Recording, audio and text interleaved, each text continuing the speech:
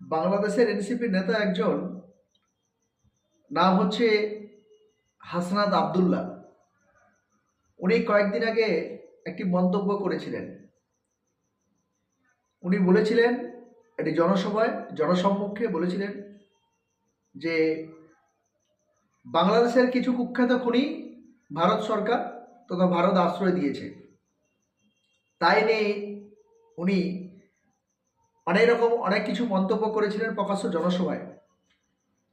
তো ওনার এইরকম বিকৃতি মন্তব্যের জন্যে ভারত সরকার বাংলাদেশের যে হাই কমিশন রয়েছে ভারতে, হাই কমিশনকে ডেকে তাকে যথারীতি ধমক দেয়। তার ঠিক ধমকের পরেই আবার সেই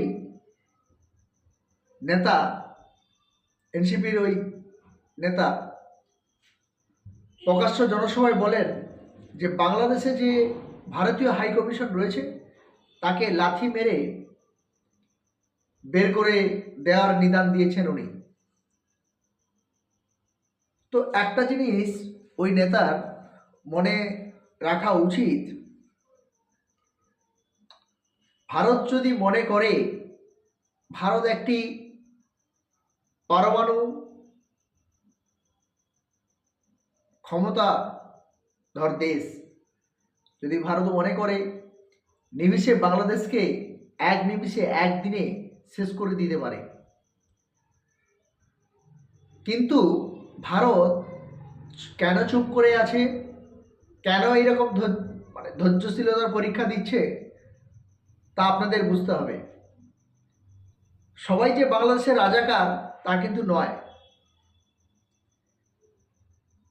এই যে সরকারটি চলছে এটা একটি অবৈধ বাংলাদেশের সরকার, অনির্বাচিত সরকার। আপনারা জানেন, সবাই জানে।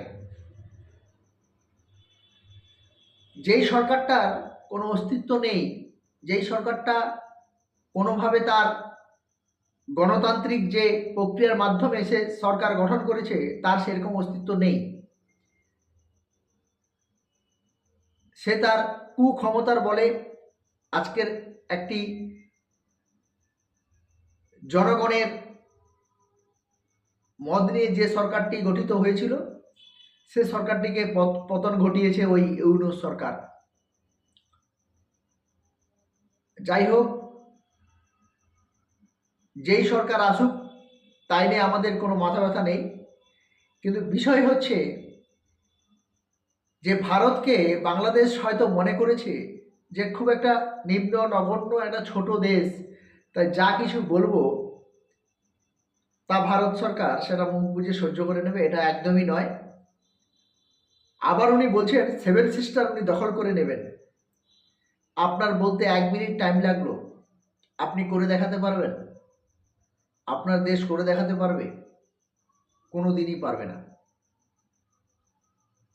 কোনো দিনই পারবে না।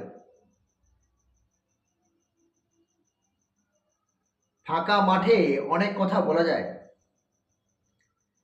কিন্তু তাই নয় যে ভারত সরকার চুপ করে থাকবে, এটা কোনোদিনই হতে পারে না।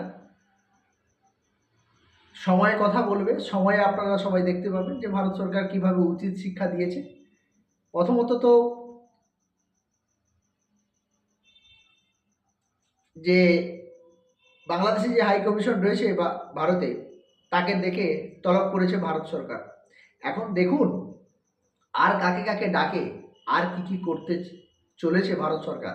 তবে এইটুকুটা বাংলাদেশকে মনে রাখতে হবে যে কোনো দিনই এই বাংলাদেশকে এইরকম উস্কানিমূলক কথাবার্তা বা এইরকম প্ররোচনামূলক কথাবার্তা বা ভারতকে অপমানজনক কথাবার্তা, ভারত সরকার কিন্তু সেটা কিন্তু বেশি দিন ভালোভাবে নেবে না। ভারত হলো একটি শান্তিপ্রিয় দেশ, তাই পায়ে পা তুলে ঝগড়া করার মতো মানসিকতা ভারত সরকারের সেরকমভাবে নেই। কিন্তু কেউ যদি এইরকম অসম্মান এবং কুরুচিকর কথা,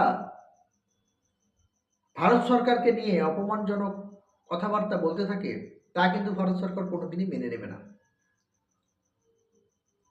তাই সময় থাকতে আপনারা শুধরে যান, না হলে যারা রাজাকার তাদেরকে শিক্ষা দিতে গিয়ে আদার্স যেসব মানুষ রাজাকার নয় তারাও বিপদে পড়ে যাবে।